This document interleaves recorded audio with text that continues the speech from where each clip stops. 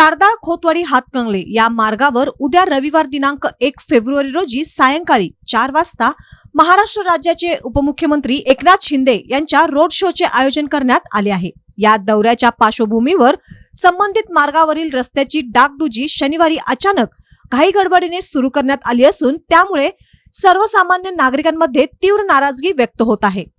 या मार्गावर मागील अनेक महिन्यांपासून मोठे खड्डे पडले होते। पावसाळा संपून अनेक महिने उलटूनही रस्त्याची दुरुस्ती करण्यात आलेली नव्हती। त्यामुळे दुचाकीस्वार, रिक्षा चालक व चारचाकी वाहनधारकांना रोज जीव मुठीत धरून प्रवास करावा लागत होता। खड्ड्यामुळे वाहनांचे नुकसान, वाहतूक कोंडी व अपघाताचे प्रमाण वाढले होते। काही ठिकाणी अपघातामध्ये नागरिक जखमी झाल्याच्या घटनाही समोर आल्या होत्या। मात्र त्यावेळी संबंधित सार्वजनिक बांधकाम विभागाकडून कोणताही ठोस कार्यवाही करण्यात आली नव्हती। मात्र आता उपमुख्यमंत्री या मार्गावरून येणार असल्याचे निश्चित होताच रस्त्याची डागडुजी तातडीने सुरू करण्यात आली आहे।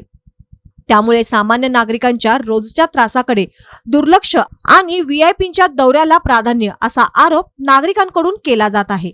मोठा नेता येणार असेल तर रस्ते आठवतात का, असा संतप्त सवाल नागरिकांनी उपस्थित केला आहे। ही डागडुजी केवळ तात्पुरत्या स्वरूपाची असल्याचे चित्र दिसत असून रोड शो संपल्यानंतर रस्त्याच्या कायमस्वरूपी दुरुस्तीचे काय, असा प्रश्न नागरिक विचारत आहेत।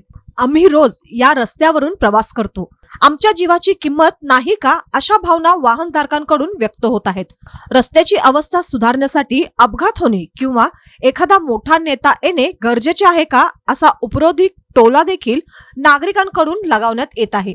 या पार्श्वभूमीवर संबंधित विभाग यापुढे सर्वसामान्य नागरिकांच्या सुरक्षिततेला प्राधान्य देत रस्त्याची नियमित देखभाल व कायमस्वरूपी दुरुस्ती करणार का, याकडे संपूर्ण परिसराचे लक्ष लागून राहिले आहे।